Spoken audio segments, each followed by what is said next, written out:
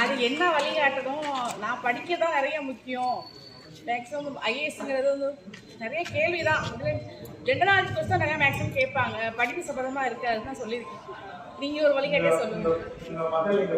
இங்கே தான் படிச்சுட்டு இருக்கேன். எனக்கு எக்ஸாம் என்எம்எஸ் எக்ஸாம் எழுத 8வது படிக்கணும். பையனும் என்னுடைய பொண்ணும் ஐஏஎஸ் ஆகிறது எப்படி அப்படிங்கிறத கேள்வியாகவே இருக்கு.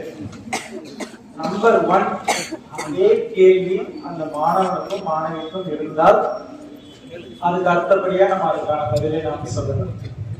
பெற்றோர்கள் எக்காரணத்தை கொண்டும் இந்த துறையை வந்து மாணவர்கள் தேர்வு செய்தாக வேண்டும் அப்படிங்கிறத தயவு செய்து பிரிக்க வேண்டாம். மாணவர்களிடம் மாணவிகளிடம் ஒவ்வொருவருக்கும் ஒரு தனித்துவமான திறமை இருக்கு, நிச்சயமா இருக்கு. ஐஏஎஸ் எக்ஸாம் அப்படிங்கிறத உங்களுக்கு ஒரு 30 செகண்ட்ஸ்ல எப்படி பண்ணுவாங்கிறத நான் சொல்லிடுறேன். மொத்தமா வந்து கிட்டத்தட்ட அப்ளிகேஷன் வந்து 10 லட்சம் பேர் வந்து ஐஏஎஸ் எக்ஸாமுக்கு அப்ளை பண்ணணும். 10 லட்சம் பேர் 10 லட்சம் பேர் வந்து அவங்க ப்ரிலிமினரி எழுதுறாங்க அப்படின்னா அதுல இருந்து 13,000 பேர் அடுத்த ஸ்டேஜுக்கு தேர்வாவாங்க. அதாவது மெயின்ஸ் எக்ஸாமினேஷன். ப்ரிலிமினரி எக்ஸாமினேஷன் அப்படிங்கிறது வந்து அப்ஜெக்டிவ் டைப்ல இருக்கும். ஜஸ்ட் நீங்க டிக் பண்ணி ஷேட் பண்ணா போதும். அதுல இருந்து 10 லட்சம் பேர்ல இருந்து உங்களுக்கு 13,000 பேர் நம்ம வந்து அடுத்த லெவலுக்கு போவாங்க. 13,000ல இருந்து 15,000, 16,000 அந்த சின்ன வேரியேஷன் இருக்கு. ஸோ அதுல இருந்து ரிட்டன் எக்ஸாமினேஷன்னா உங்களுக்கு சப்ஜெக்ட்ஸ் இருக்கும், பேப்பர்ஸ்லாம் இருக்கும். யூ ஹேவ் டு ரைட், கேள்வி இருக்கும், நீங்க டிஸ்கிரிப்டிவ் பேப்பர் நீங்க எழுதணும். அதை முடிச்சிட்டீங்கன்னா அதுல இருந்து 3,000 பேரை இன்டர்வியூக்கு செலக்ட் பண்ணுவாங்க. 13,000 பேர் 14,000 பேர்ல இருந்து 3,000 பேரை இன்டர்வியூக்கு செலக்ட் பண்ணுவாங்க. இன்டர்வியூல நீங்க நல்லா பர்ஃபார்ம் பண்ணீங்க அப்படின்னா அதுல இருந்து 1000 பேரை தேர்வு செய்வாங்க. அந்த 1000 பேர் எல்லாருக்கும் ஐஏஎஸ் தான் அப்படின்னா கிடையாது. மொத்தம் 23 சர்வீஸ் இருக்கு, ஒரே எக்ஸாம் தான். IAS, IPS, police service, foreign service, Indian audit and account service, railway service, railway traffic service, corporate service அப்படின்னு சொல்லி 23 விதமான சர்வீசஸ் இருக்கு. அந்த 23 விதமான சர்வீசஸ்க்கு ஒரே எக்ஸாம் தான், சிவில் சர்வீஸ் எக்ஸாமினேஷன். சோ அந்த 3000ல இருந்து 1000 வந்து செலக்ட் பண்ணுவாங்க. அந்த 1000ல இருந்து எத்தனை பேருக்கு வந்து ஐஏஎஸ் கிடைக்கும் அப்படின்னா ஒரு 150 பேருக்கு வந்து ஐஏஎஸ் கிடைக்கும். அந்த 150 பேருக்கு சொந்த ஊரே எத்தனை பேருக்கு கிடைக்கும்னா ஒரு 3 பேருக்கு கிடைக்கும். அதுல நாம ஒருத்தர். இப்போ இது சொன்ன உடனே வந்து நமக்கு எல்லாம் ஒரு பயம் இருக்கும், இது நமக்கு கிடைக்குமா, இவ்வளவு காம்படிஷன் இருக்கு. 10 லட்சம் பேர்ல இருந்து 13,000 பேர் எப்படி சார் என்னால அதை செலக்ட் ஆக முடியும், அந்த ப்ராசஸே எனக்கு பயமா இருக்கு அப்படின்னா அப்படிலாம் யோசிக்காது. 10 லட்சம் பேர்ல குறைந்தது 5 லட்சம் பேர் சும்மா அப்பா அம்மா சொன்னாங்கன்றதுக்காக அப்ளை பண்ணிட்டு எழுதுறவங்க மட்டும்தான். ஆனா உங்களுடைய காம்படிஷன் எப்படி பார்க்கணும் அப்படின்னா இந்த மாதிரியான இது மட்டும் இல்ல, சிவில் சர்வீஸ் மட்டும் இல்ல, எந்த காம்படிட்டிவ் எக்ஸாமினேஷனா இருந்தாலும் அதுல ஒண்ணு மட்டும் ஞாபகம் வச்சுக்கணும்.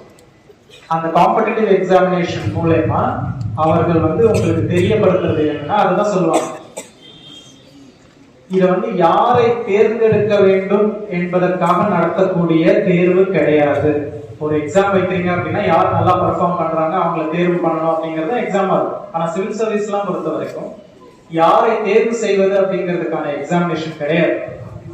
யாரு எனக்கு வேண்டாம் அப்படிங்கறத சொல்றதுதான் அந்த எக்ஸாமினேஷன். எதை வச்சு முடிவு பண்ணுவாங்க, இவங்க வந்து அட்மினிஸ்ட்ரேட்டரா இருக்கிறதுக்கு தகுதியானவர்களா இல்லையா, எதை வச்சு முடிவு பண்ணுவாங்க அப்படின்னா முதல்ல உங்களுக்கு நீங்க உண்மையா இருக்கு. நம்பர் 1, எக்ஸாமினேஷன்ல கேட்கக்கூடிய கேள்விகள் அனைத்துமே பாத்தீங்கன்னா 10th ஸ்டாண்டர்ட் குவாலிஃபிகேஷன் தான்.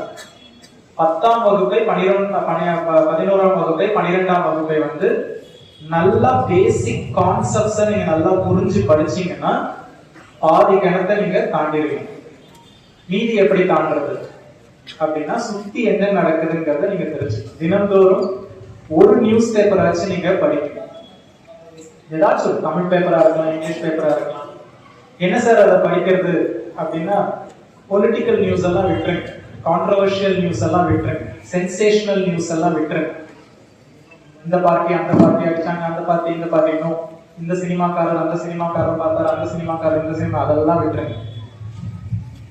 எக்கனாமிக் டைம்ஸ், எக்கனாமிக் பேஜ்ல என்னென்ன வருது, அட்மினிஸ்ட்ரேட்டிவ் ஆஸ்பெக்ட்ஸ்ல என்னென்ன வருது அந்த பேப்பர்ல, பாலிசி டிசிஷன் என்னென்ன வருது, இதெல்லாம் நீங்க பேப்பர்ல படிக்கணும். ஓகே, சோ அந்த 10 லட்சத்துல 5 லட்சம் பேர் வந்து சும்மா அப்ளை பண்றாங்க, பெருசா ப்ரிப்பரேஷன் இல்லாம. 5 லட்சம் பேர்ல இருந்து 13,000 பேர் ஓரளவு நீங்க இந்த எக்ஸாமுக்காக சின்சியரா உட்கார்ந்து படிச்சீங்க அப்படின்னா you are way ahead of 2.5 lakh people. Another 2.5 lakh is ruled out. மீதி இருக்கிறது 2,50,000 பேர்ல 13,000 பேர் 15,000 பேர் வந்து நான் செலக்ட் பண்ணணும் அப்படின்னா 10 நபர்ல ஒரு நபரா நீங்க இருந்தீங்கன்னா நீங்க செலக்ட் ஆயிடுங்க. எப்படி சார் 10 நபர்ல ஒரு நபரா இருந்தா நான் செலக்ட் ஆயிட முடியுமா அப்படின்னா நிச்சயமா. ஏன் நான் மேத்தமெட்டிக்ஸ் படிக்க சொன்ன தெரியுமா? ஸ்டார்டிங்ல இது மாதிரியான ஸ்ட்ராட்டஜிக் கால்குலேஷன்ஸ்க்காக தான் நான் படிக்க சொல்றேன். 10 பேர்ல ஒருத்தரா நான் இருக்கணும் அப்படின்னா ஒரு கிளாஸ்ல எனி இன்ஸ்டிடியூட் நீங்க போங்க, இந்த பிரிலிமினரி நான் படிச்சு முடிச்சிட்டேன், ஒரு டெஸ்ட் எடுக்கணும் அப்படின்ட்டு எழுதுங்க. 100 பேர் அந்த டெஸ்ட் எடுக்கிறாங்க அப்படின்னா அந்த பர்டிகுலர் கிளாஸ்ல 10வது ரேங்க்குள்ள உங்களால வர முடிஞ்சது அப்படின்னா நீங்க பிரிலிமினரியை கிளியர் பண்ணிடுவீங்க. It is an unwritten rule.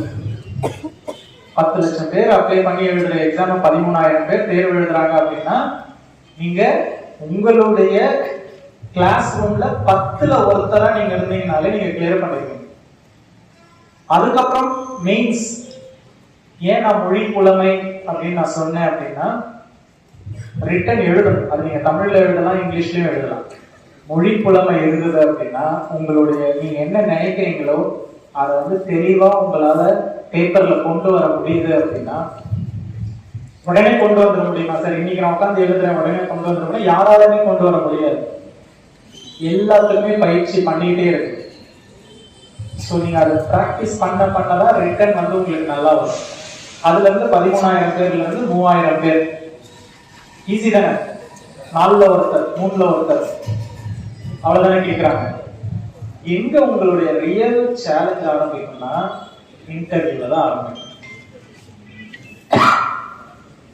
முதல்ல நான் எக்ஸாம் எழுதும்போது எக்ஸாம் பத்தி பெருசா ஒன்றும் தெரியாது. ஸோ இந்த எக்ஸாம் எழுதும்போது ப்ரிலிமினரியை ஃபர்ஸ்ட் அட்டெம்ப்ட்ல நான் கிளியர் பண்ணிட்டேன். அதாவது 10 லட்சம் பேர்ல 10,000 பேர் தேர்வு செய்யறாங்கல்ல, அந்த அட்டெம்ப்ட் நான் கிளியர் பண்ணிட்டேன். 13,000 பேர்ல இருந்து 3,000 பேர் எழுதுறதையும் நான் கிளியர் பண்ணிட்டேன். தட் மீன்ஸ் மெயின்ஸும் நான் கிளியர் பண்ணிட்டேன். இன்டர்வியூக்குள்ள போகும்பொழுது நான் ஃபர்ஸ்ட் அட்டெம்ப்ட்ல நான் பாஸ் பண்ணல, இன்டர்வியூல நான் ஃபெயில் ஆயிட்டேன். இதுல இன்னொரு ஒரு மிகப்பெரிய அட்வான்டேஜ் அண்ட் டிஸ்அட்வான்டேஜ் என்ன அப்படின்னா நீங்க ப்ரிலிமினரி கிளியர் பண்ணி மெயின்ஸை கிளியர் பண்ணி இன்டர்வியூல ஃபெயில் ஆயிட்டீங்கன்னா அடுத்த வருஷம் திரும்ப ஃபர்ஸ்ட்ல இருந்து ப்ரிலிமினரில இருந்து எழுதணும். நடுவுல இருந்தெல்லாம் எழுத முடியாது. சோ அடுத்த ஆண்டு வந்து திரும்பவும் நான் ப்ரிலிமினரி எழுத ப்ரிலிமினரியே நான் ஃபெயில் ஆயிட்டேன். அப்பயும் பாஸ் பண்ண முடியல.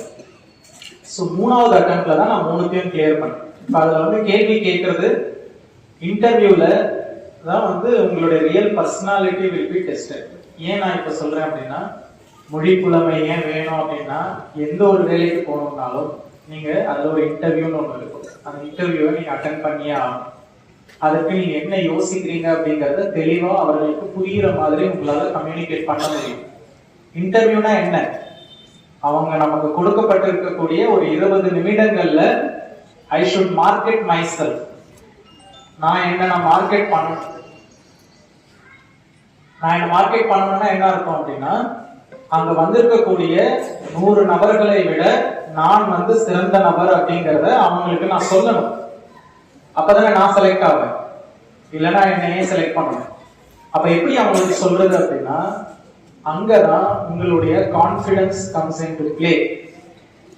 You have to be confident.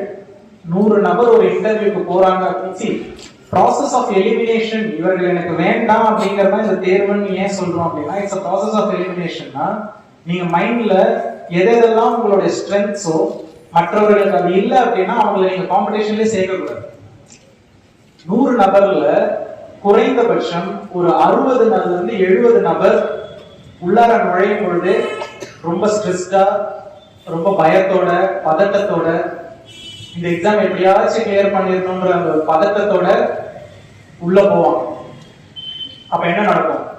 தெரிந்த கேள்வியே தவறா பதில் சொல்லிட்டு.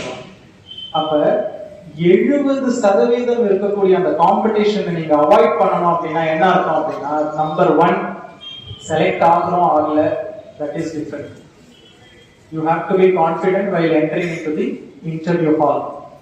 தெரியுதுன்னா தெரியும்னு சொல்லுவோம், இல்லைன்னா தெரியலன்னு சொல்லுவோம். பட் நான் போய் சொல்ல மாட்டேன். எனக்கு இந்த பதவி கிடைக்கணும்னா கிடைக்கட்டும், இல்லைன்னா எனக்கு பிரச்சனை கிடையாது. அடுத்த முறை நான் திரும்பவும் தேர்வு எழுதுவேன், என்னை திரும்பவும் தயார்படுத்திட்டு திரும்பவும் இந்த இன்டர்வியூ வந்து எழுதுவேன். அதுதான் மைண்ட் செட். நீங்க உள்ள நுழையும் பொழுது அப்படிதான் இருக்கும். ஸோ பதட்டப்படுற மாதிரி தான் இருக்கும்.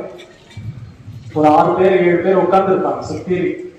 உங்களை நடுவில் உட்கார வச்சுட்டு எல்லாரும் ஒரு கேள்வி கேட்பாங்க.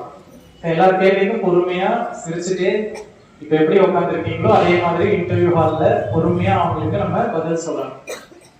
உள்ள நுழையும் பொழுது பெரும்பாலும் என்ன நினைக்கிறோம் அப்படின்னா, பயத்துல எனக்கு தெரியாத கேள்வி கேட்டுருவாங்களோ அப்படிங்கறதா நம்ம எல்லாருக்கும் ஒரு பயம் இருக்கும். தெரியாத கேள்வி கேட்டா எப்படி ஆன்சர் பண்றது அப்படின்னு சொல்லிட்டு. யாருக்குமே வந்து 100% தெரிந்த கேள்வியே வராது. எதை வச்சு அவங்க கேள்வி கேட்க முடியும்? அவங்க கையில உங்களை பத்தி இருக்கிறது உங்களுடைய பயோடேட்டா மட்டும்தான் அவங்க கையில இருக்கும். உங்க பேர் என்ன, எந்த ஸ்கூல்ல படிச்சீங்க, எந்த காலேஜ்ல படிச்சீங்க, என்ன உங்களுடைய ஹாபிஸ் என்ன, உங்களுடைய பயோடேட்டா மட்டும்தான் அந்த இன்டர்வியூ பண்றவர் கையில இருக்கும். கேள்வி கேட்கணும்னா அதுல தானே கேட்க முடியும். வேற எதுல போய் கேட்க முடியும்? எந்த ஸ்கூல்ல இருந்து படிச்சீங்க? சிம்பிள். எனக்கு அப்ப வந்து ஒரு இன்டர்வியூக்கு முன்னாடி வந்து மாக் இன்டர்வியூஸ் நிறைய நடக்கும். அதே மாதிரி இன்டர்வியூ பேனல் மாதிரியே வச்சு வெளியில வந்து இன்டர்வியூ நடத்துவாங்க. ஸோ ப்ராக்டிஸ் பண்றதுக்காக, ஒரு இன்டர்வியூ ப்ராக்டிஸ் பண்றதுக்காக. அப்ப வந்து அந்த மாக் இன்டர்வியூல எனக்கு கேட்கப்பட்ட கேள்வி வந்து எது வேணா கேட்கலாம். உங்க பயோடேட்டால இருந்து பெரும்பாலான கேள்விகள் இருக்கும். அதை தாண்டி அந்த நேரத்துல பரபரப்பாக இருக்கக்கூடிய விஷயங்கள் எதுவா வேணா கேட்கலாம். எனக்கு கேட்கப்பட்ட அந்த மாக் இன்டர்வியூல எனக்கு கேட்கப்பட்ட கேள்வி வந்து, why this கொலவெரிடி சாங் ஏன் இவ்வளவு ஃபேமஸா இருக்கு? நீங்க ப்ராப்ளி அது எந்த இயர்ல வந்து தெரியல எனக்கு. நீங்க அதை கேட்டிருக்க மாட்டீங்க. சில பேர் கேட்டிருக்கலாம், நான் இந்த ஜெனரேஷன் கேட்டிருக்க மாட்டேன். அந்த காலத்துல அது ஒரு பயங்கர வைரலான ஒரு ட்ரெண்டிங்கான சாங். அது என்ன ரீசன்? ஒரு சாங் ட்ரெண்ட் ஆகணும் அப்படின்னா என்ன ரீசன்? இங்க மட்டும் இல்லை, இந்தியாவில மட்டும் இல்லை, வெளிநாடுகள்லயும் வந்து பயங்கர பிரபலமான அந்த ஒரு சாங் இருக்கு. எப்படி அது ட்ரெண்ட் ஆச்சு அப்படிங்கறத அந்த மாக் இன்டர்வியூல அவர் கேட்டார். இந்த மாதிரி ஒரு கேள்வி வரும்போது உங்களுடைய ரியாக்ஷன் என்னவா இருக்கும்? எப்படி நீங்க பதில் சொல்லுங்க? சார் இதெல்லாம் ஏன் சார் கேட்குறீங்க அப்படின்னு சொல்ல முடியுமா? முடியாது. ஸோ தமிழ்நாட்டில இருந்து நீங்க போறீங்க அப்படின்னா, இன்டர்வியூக்கு போறீங்கன்னா தமிழ்நாடு சார்ந்த விஷயங்கள் நிறைய கேட்கலாம். அப்ப ஜல்லிக்கட்டு போராட்டங்கள் நடைபெற்றுக் கொண்டிருந்த காலகட்டம். அப்ப வந்து ஜல்லிக்கட்டு ஏன் வந்து இவ்வளவு ஃபேமஸா இருக்கு, எதனால மக்கள் ப்ரொடெஸ்ட் பண்றாங்க, இப்படிதான் இருக்கும் கேள்வி. நீங்க பாக்குற விஷயங்கள், அப்சர்வ் பண்ற விஷயங்கள் தான் உங்களுடைய இன்டர்வியூல கேள்வியா இருக்கு. உங்களுடைய மைண்டை கிளியரா வச்சுட்டு உங்களுக்கு என்ன தெரியுமோ அதை வந்து நீங்க பிரசன்ட் பண்ணணும். 2 விதமாவும் சொல்லணும். இப்போ வந்து உங்களுக்கு ஒரு சைடு மட்டும் இன்டர்வியூல எடுத்துடக்கூடாது. பாசிட்டிவ்ஸ் என்ன, நெகட்டிவ்ஸ் என்ன, என்னுடைய ஸ்டாண்ட் என்ன, எந்த ஒரு விஷயமா இருந்தாலும் நீங்க அப்படிதான் பார்க்கணும்.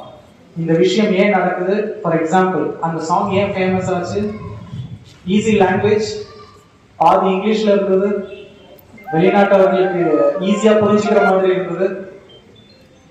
ஸோ அந்த டோன் மெட்டு வந்து பாத்தீங்கன்னா ரொம்ப சிம்பிள், ரொம்ப காம்ப்ளெக்ஸான டியூன் இல்லை. அண்ட் அந்த ஒரு சாங் வந்து எல்லாருடைய லைஃப்ல ஏதோ ஒரு காலகட்டத்தில் நடைபெற்ற ஒரு விஷயமா கூட இருக்கலாம். ஸோ ஒரு சின்ன விஷயமா இருந்தாலும் கூட அதை பத்தியான டீடைல்டு அனாலிசிஸ் உங்களுக்கு சொல்ல தெரியும். கிளியர்? ஸோ அந்த மாதிரி தான் வந்து உங்களுடைய இன்டர்வியூ கொஸ்டின்ஸ் இருக்கும். அதெல்லாம் சொல்லி உங்களை பயமுறுத்த விரும்பல. 10th 12th நல்லா படிக்க சொல்லுங்க, நல்ல மார்க்ஸ் எடுக்கட்டும், காலேஜ் போகட்டும், காலேஜ் நல்ல மார்க்ஸ் எடுக்கட்டும், சுத்தி நடக்கிற விஷயங்களை கவனிக்க சொல்லுங்க. தினந்தோறும் ஒரு நியூஸ் பேப்பர் கண்டிப்பா படிக்க சொல்லுங்க. கண்டிப்பா வந்து அவங்க ஐஏஎஸ் கிளியர் பண்ணிடுவாங்க.